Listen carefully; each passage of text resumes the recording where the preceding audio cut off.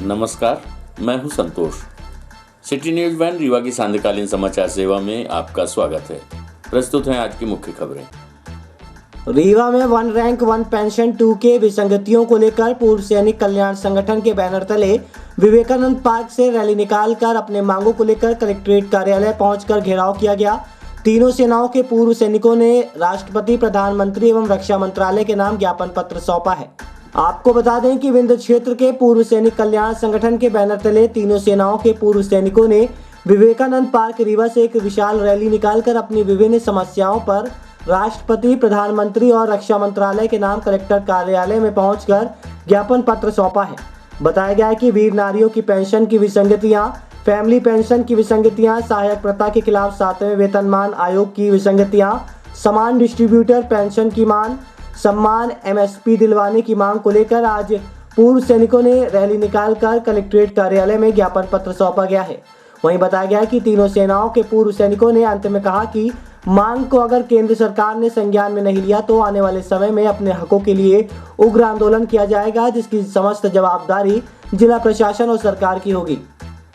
प्रस्तुत है पूर्व सैनिक कल्याण संगठन के अध्यक्ष लक्ष्मण प्रसाद तिवारी से प्राप्त जानकारी के अंश। बताएं आज आप लोग क्या पसंद हैं कलेक्टर क्या? ये पूर्व सैनिक पूरे देश भर के जिन्होंने अपनी जवानी से दिन से लेकर और आज दिनांक तक देश की सेवाओं पर हैं या तो सेवारत होकर अब अपने अपने यहाँ स्थानीय स्थानों पर हैं। ये जो ORP का जो हुआ है इसमें हमारी विसंगति है। आर्मी के अधिकारियों को तो इसका पूरा लाभ दिया गया, परंतु जो जवान भारी सर्दी, भारी भीषण गर्मी, तमाम बर्फ़ों में ड्यूटी देता हुआ अपने आप को शहीद भी किया, अपने आप को इस पूरे लायक बनाकर यहाँ लाया, आज वो मारे फिर रहा। तो इसलिए ये हमारे पूरे देश में हमारा जंतर मंतर में चल रहा है आंदोलन, उसके सहयोग और सपोर्ट में हम पूरे देश के लोग जिला वाइज हमें आंदोलन करके कलेक्टर के माध्यम से राष्ट्रपति को ज्ञापन दे रहे हैं और ये बता रहे हैं कि जो विसंगति है इसको ठीक करिए, वरना एक बहुत बड़ा आंदोलन। और जब देश में जवानों का आंदोलन होता है तो फिर क्रांति होती है और परिवर्तन होता है। तो हम लोग शांतिप्रिय लोग हैं, हम लोग झंडे के नीचे अपनी ड्यूटी करने वाले लोग हैं। हमारे कई ऐसे नौजवान जो ये तमाम इस काम को आगे लिए हैं, ये जो ड्यूटी करने वाले लोग हैं, हमको मच्छे में या छत्ते में हाथ डालने की ज़रूरत न पड़े, क्योंकि हम लोकतंत्र की आस्था पर विश्वास करते हैं। इसलिए ये आंदोलन है। ऐसे में अभी तो ये सांकेतिक आंदोलन हमारे पूर्व सैनिकों को पूरी तरह से पता भी नहीं लग पाया।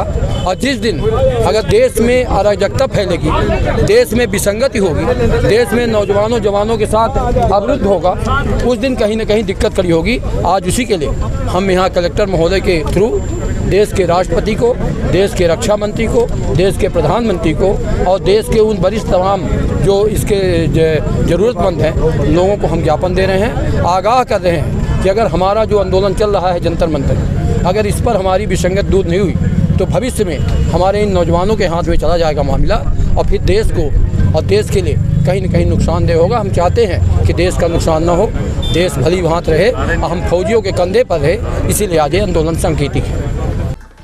निराला नगर हरिजन बस्ती में लगी भीषण आग, 5 परिवार की संपत्ति जलकर हो गई खाक, मोटरसाइकिल, टीवी, मोबाइल सहित लाखों की क्षति। मौके पर पहुंचा बचाव दल। आपको बता दें कि रीवा शहर के विश्वविद्यालय थाना क्षेत्र अंतर्गत निराला नगर स्थित वार्ड क्रमांक 9 बंसल बस्ती, जहां भीषण आगजनी की घटना हुई है। इस आगजनी की घटना के दौरान करीब 5 घर पूरी तरह से जलकर खाक हो चुके हैं, जबकि उनके अंदर रखा सारा सामान सहित कुछ 2 पहिया वाहन भी जल गए।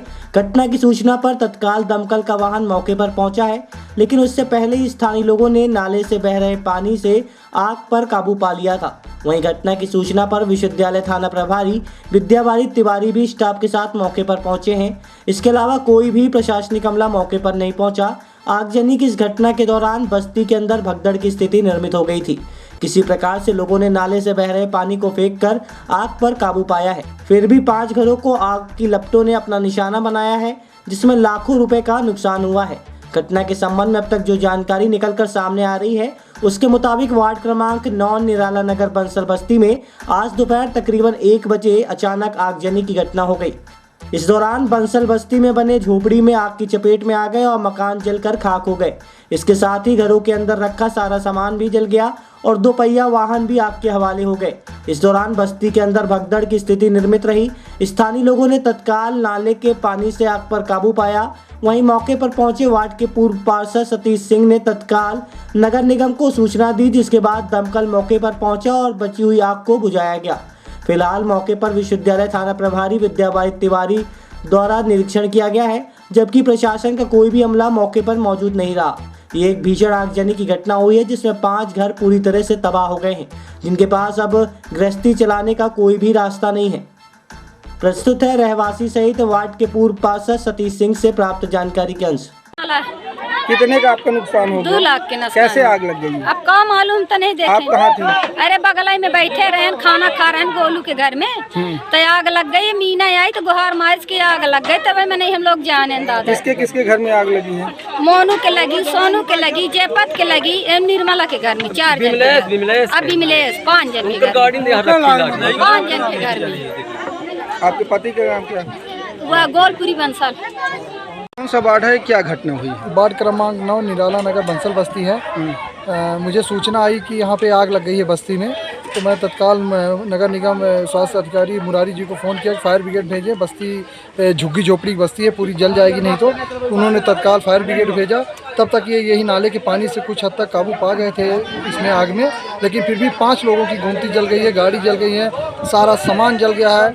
न इनके पास अब ओढ़ने के लिए है, न पहनने के लिए, मतलब कुछ भी नहीं बचा है इनके पास। 5 लोगों की परिवार जल। प्रशासनिक अधिकारी कोई आए यहाँ? TI साहब आए हुए हैं, उसमें से अभी कोई ऐसा प्रशासनिक अधिकारी नहीं आया है, तहसीलदार SDM, जो आके यहाँ पे खबर ले सके।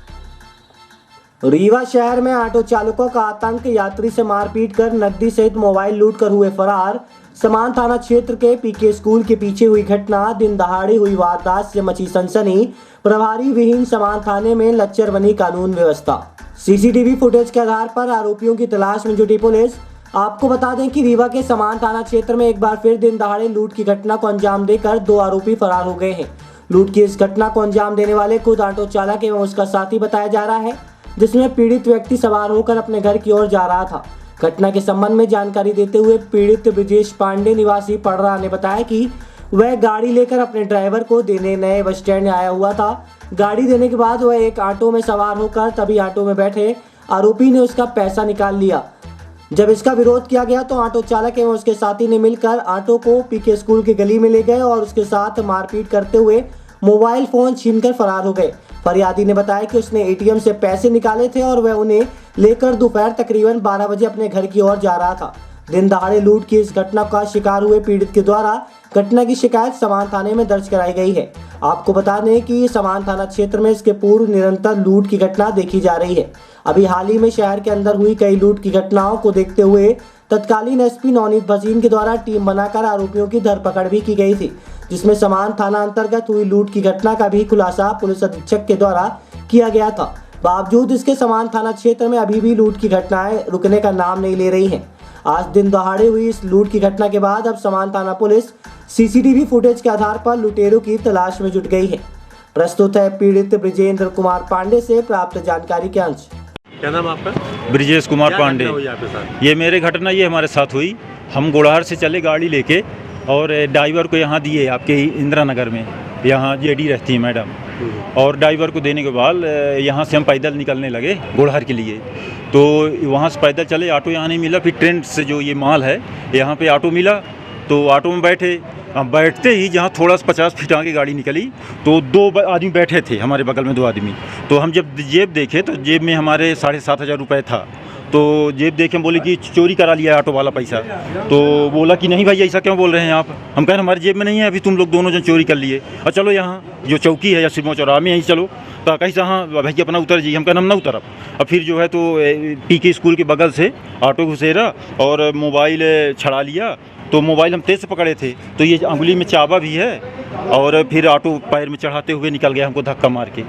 तो ये आप ऑटो का नंबर जानते हैं? ऑटो नंबर ही था नहीं, क्योंकि यहाँ अंदर बैठे थे और वो मुंह हमारा बंद कर रहे थे। हम बोल रहे थे चोर चोर चोर चोर चोर, तो हमारा मुंह बंद कर रहे थे। ये यहाँ चोट भी लगी है। और फिर हम दोनों जन हमको धक्का दिए, तो हम वहाँ पे गिर गए नीचे। और फिर ऑटो मेरे पैर में चढ़ाते हुए निकल गया। पैसा भी कुछ ये 7,500 रुपये हमारे जेब से निकाल लिया। मोबाइल में हम हाँ हम ये पैसा निकाले हैं ना आज, इसमें हम ये लिए भी हैं पर्ची, ये पर्ची है। मोबाइल भी ले गया? हम मोबाइल भी मेरा छुड़ा लिया, वही ना मोबाइल हम नहीं छोड़ रहे थे तो चाबी लिया। विवाद के समय में कोई नाम आया सामने, जो वो लोग थे उनका नाम कोई ले रहा? नाम कुछ नहीं ले रहे थे वो लोग, मादरचोद गाली दे रहे थे। अब बोले कि जो है तो उतरो उतरो उतरो उतरो, फिर धक्का मार के चले गए। क्या नाम है आपका? ब्रिजेश कुमार पांडे। रीवा में चुनावी रंजिश को लेकर एक बार फिर हुआ विवाद। 1 दर्जन आरोपियों ने ग्रामीण को बेदम पीटा। सरपंच पर मारपीट के आरोप, पुलिस ने शुरू की मामले की जांच। बता दें कि रीवा जिले के शाहपुर थाना अंतर्गत बसीगढ़ा गांव में चुनावी रंजिश को लेकर 2 पक्षों के बीच विवाद का मामला सामने आया है। सूत्रों में चर्चा है कि 1 दर्जन आरोपियों ने बीती रात एक ग्रामीण को बेल्ट व लाठी डंडे से बेदम पिटाई की है। पीड़ित ने मारपीट के आरोप वर्तमान सरपंच पर लगाए हैं। फिलहाल शाहपुर पुलिस ने शिकायती आवेदन लेकर घायल को मेडिकल चेकअप कराने अस्पताल भेज दिया। इस मामले में अब तक पुलिस को एमएलसी रिपोर्ट का इंतजार है। इधर पीड़ित के बयान लेकर पुलिस ने जांच शुरू कर दी है। पुलिस का कहना है कि जिस युवक ने मारपीट का आरोप लगाया है, इसके साथ ही जिन आरोपियों के नाम लिए हैं वे घटना के समय थे ही नहीं। ऐसे में मारपीट की कहानी बदल रही है। कहीं घटना संदिग्ध न निकले, इसलिए पुलिस दोनों पहलुओं को क्रॉस चेक कर रही है। शाहपुर थाना प्रभारी उप निरीक्षक यूबी सिंह की माने तो सोमवार की रात 8:30 बजे से 9 बजे के बीच विक्की सिंह निवासी बसीगढ़ा ने सरपंच राजेश सिंह पर मारपीट के आरोप लगाए हैं। पीड़ित का दावा है कि वह रात को हनुमाना से लौट रहा था। इस दौरान रास्ते में 1 दर्जन लोगों ने उसे रोक लिया और मारपीट शुरू कर दी। 2 दिन पहले भी दोनों पक्षों ने एक दूसरे पर मारपीट का आरोप लगाया था। संदिग्ध कहानी की जांच जारी है। प्रस्तुत है एडिशनल एसपी अनिल सोनकर से प्राप्त जानकारी के अंश। शाहपुर थाना क्षेत्र में 10 से 12 संख्या में एक युवक के साथ में मारपीट की गई है सर। थाना शाहपुर में बिछरटा गांव है, जहाँ पे विनीत सिंह और पंकज सिंह के मध्य, विनीत और विक्की सिंह और पंकज सिंह, इनके मध्य जो है विवाद हुआ था। 4-5 दिन पहले एनसीआर की एक रिपोर्ट है, दोनों तरफ से दर्ज हुई थी। ये आपस में पारिवारिक मामला है इनका। और कल जो है इनके साथ विक्की उर्फ विनीत सिंह के साथ पंकज और हर्ष नारायण सिंह अपने कुछ साथियों के साथ मारपीट करने की सूचना रात में आई थी। और पुलिस आज जो है शाहपुर थाने की वहाँ मौके पे बिछरटा गई है। जो वहाँ वास्तविक स्थिति होगी, जो रिपोर्ट होगी और जो वहाँ मौके पर पाया जाएगा, उस अनुसार वैधानिक कार्रवाई पुलिस वहाँ करेगी। सर, फरियादी का कहना है कि पूर्व में भी उसके साथ में मारपीट की गई है। मैंने आपको बताया कि दोनों का पारिवारिक मामला है, दोनों एक ही परिवार से संबंधित हैं और इनका विवाद हुआ था। उस विवाद में पिछली बार एनसीआर की एक रिपोर्ट हुई थी। इस बार उनने मारपीट की है, उसके पीठ में चोट के निशान है। ये सूचना पुलिस को मिली थी, तो पुलिस मौके पर गई है। जो स्थिति होगी उस हिसाब से उनकी फरियाद सुन करके आपराधिक प्रकरण पंजीबद्ध किया जाएगा और जो आरोपी होंगे उनके खिलाफ कार्रवाई की। यूडीएस महिला कर्मचारी खिलाफ संजय गांधी अस्पताल नर्स एसोसिएशन ने खोला मोर्चा, कार्रवाई की मांग। संजय गांधी अस्पताल के गायनी वार्ड में यूडीएस कर्मचारी और लेबर वार्ड इंचार्ज के बीच कल हुई थी मारपीट। बता दें कि रीवा के संजय गांधी अस्पताल के प्रसूता वार्ड में बीते दिवस यूडीएस महिला कर्मचारी और लेबर इंचार्ज के बीच हुए घमासान के बाद अब नर्स एसोसिएशन एकजुट होकर यूडीएस कंपनी की एक महिला कर्मचारी के खिलाफ मोर्चा खोल दिया है। Labour ward in charge Sangeeta Singh के साथ नर्स एसोसिएशन ने मिलकर अस्पताल के अधीक्षक को ज्ञापन पत्र सौंपते हुए यूडीएस महिला कर्मचारी के खिलाफ कार्रवाई की मांग की गई है। आपको बता दें कि सोमवार की दोपहर संजय गांधी अस्पताल के लेबर वार्ड में यूडीएस कंपनी की महिला कर्मचारी साधना गौतम और labour ward in charge Sangeeta Singh के बीच जमकर मारपीट हुई थी, जिसमें यह आरोप लगाया गया था कि लेबर वार्ड में इंचार्ज संगीता सिंह के द्वारा ड्यूटी में तैनात यूडीएस कर्मचारियों से सेवा शुल्क की वसूली की जाती है, जिसे न देने पर दोनों के बीच मारपीट की स्थिति निर्मित हुई थी। बताया गया है कि इस घटना में साधना गौतम और संगीता सिंह को चोटें आई थी, लेकिन अब इस पूरे मामले को लेकर नर्स एसोसिएशन ने यूडीएस कर्मचारी के खिलाफ ही मोर्चा खोल दिया और उनके खिलाफ कार्रवाई की मांग की जा रही है। इस दौरान नर्स एसोसिएशन हड़ताल पर चला गया, जिसके बाद अधीक्षक को ज्ञापन पत्र सौंपा गया। वहीं नर्स एसोसिएशन का कहना है कि पैसे की वसूली को रोकने के लिए संगीता सिंह ने मना किया था, जिसके बाद यूडीएस के कर्मचारी साधना गौतम के द्वारा हमला किया गया था, जिनके खिलाफ अब कार्रवाई की जाने की मांग की जा रही है। प्रस्तुत है नर्स एसोसिएशन के अध्यक्ष से प्राप्त जानकारी के अंश।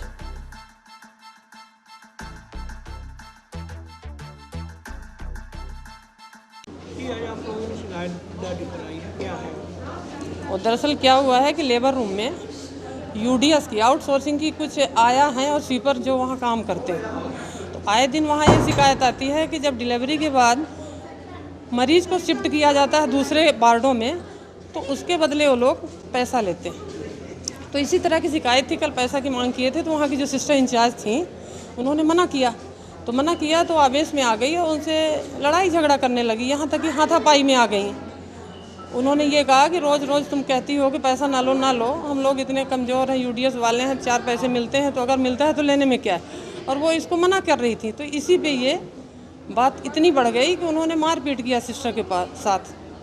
तो आए दिन अगर इस तरह की घटनाएं होंगी तो हमारी सिस्टरें जो हैं तो सिक्योर नहीं है। तो आज हम लोग अधीक्षक के पास मिलने आए थे कि सर इसका तुरंत निराकरण करें। आउटसोर्सिंग स्टाफ अगर इस तरह से अस्पताल की छवि खराब कर रहे हैं पैसा मांग के, तो उनको बाहर कीजिए। तो उन्होंने विश्वास दिलाया है कि उसको बाहर कर देंगे और आगे की व्यवस्था अपन दुरुस्त करेंगे। अगर ये सब ठीक ठाक रहा तो हम लोग भी अपने काम में जा रहे हैं, यही है। शिव अवतार आदि शंकराचार्य महाराज श्री निचलानंद सरस्वती जी का होगा रीवा आगमन, तैयारियां हुई शुरू। आपको बता दें कि शिव अवतार आदि शंकराचार्य द्वारा स्थापित 4 प्रमुख मठों में से ऋग्वेद से संबंध श्री गोवर्धन मठ पुरी जगन्नाथ के जगत गुरु शंकराचार्य महाराज जी श्री निचलानंद सरस्वती महाभारत का मंगलमय पदार्पण रीवा की धरती में दिनांक 14 अप्रैल को सुबह 5:55 पर हो रहा है। महाराज श्री बिलासपुर से रीवा ट्रेन द्वारा सफर करके रीवा सुबह 5:55 पर पहुंचेंगे, जहां जय घोष के साथ आदित्य वाहिनी एवं आनंद वाहिनी उनका स्वागत करेगी। महाराज जी को रेलवे स्टेशन से विशाल गाड़ियों के काफिलों के साथ उनके आवास स्थान शास्त्री भवन अमैया रीवा लाया जाएगा। इस दौरान वह शास्त्री भवन अमैया में ही प्रवास करेंगे, जहां मध्याह्न 12 से पत्रकार वार्ता एवं मंत्र दीक्षा व गोष्ठी में भक्तों को दर्शन मार्गदर्शन देंगे एवं 14 तारीख को शाम 4 बजे कृष्णराज कपूर ऑडिटोरियम में एक विशाल धर्म सभा को संबोधित भी करेंगे। श्रीमन नारायण की चरण पादुका पूजन विधि 15 तारीख को सुबह 11:30 बजे से शुरू हो जाएगी। इस दौरान भक्तों को मंत्र दीक्षा एवं दर्शन मार्गदर्शन प्राप्त होगा और 15 की ही शाम करीब 4:30 बजे वे सतना के लिए प्रस्थान कर जाएंगे। इस दौरान आज स्वागत भवन स्थित वृद्धा आश्रम में डॉक्टर प्रभाकर चतुर्वेदी, राजगोपालचारी, डॉक्टर आशय द्विवेदी, डॉक्टर मीनाश्री मिश्रा द्वारा प्रेस कॉन्फ्रेंस आयोजित कर कार्यक्रम की रूपरेखा के संबंध में जानकारी प्रदान की गई। प्रस्तुत है पत्रकार वार्ता के अंश। हर्ष और सौभाग्य की बात है हमारी इस बिंद धरा के लिए। आदि शंकराचार्य का रीवा से संबंध रहा है। ओंकारेश्वर से बद्रीनाथ जाते हुए रीवा में वो रुके। आज हम रीवा में पंचमठ आश्रम जिसको कहते हैं, वो स्थान आदि शंकराचार्य जी ने पंचम मठ के रूप में उसे स्थापित किया। लेकिन यहाँ से जाने के बाद उनका महाप्रयाण हो गया। महाप्रयाण होने के बाद जो व्यवस्थाएं बननी चाहिए, जो स्वरूप होना चाहिए, वो नहीं हो पाया। लेकिन श्रुति में हम लोग तब से आज तक ये सुनते आ रहे हैं कि पंचमठ मठ 4 ही हैं, लेकिन पंचम मठ।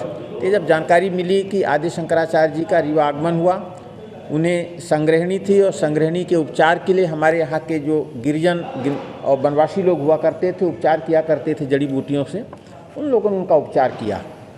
उपचार करने के बाद चूँकि उनको यहाँ से निकलना था, आगे निकले। आगे जाने के बाद उनका शरीर कमज़ोर हुआ और ये दैवी वृत्ति और प्रवृत्ति के लोग होते हैं।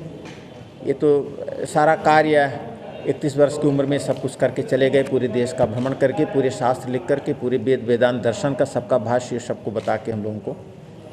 तो आज वो जो 4 हमारे पीठ हैं, उन 4 पीठों में से एक जो बहुत महत्वपूर्ण पीठ है, वो पुरी में हमारा जो गोवर्धन पीठ के नाम से जाना जाता है। वहाँ के जो वर्तमान जगत गुरु शंकराचार्य निश्चलानंद सरस्वती जी महाराज हैं, 81 वर्ष की उम्र है। वे न केवल अध्यात्म बल्कि एक बहुत बड़े वैज्ञानिक हैं। हमारा जो वैदिक गणित है, वैदिक गणित को उन्होंने नया स्वरूप दिया। ये 14 तारीख को आ रहे हैं।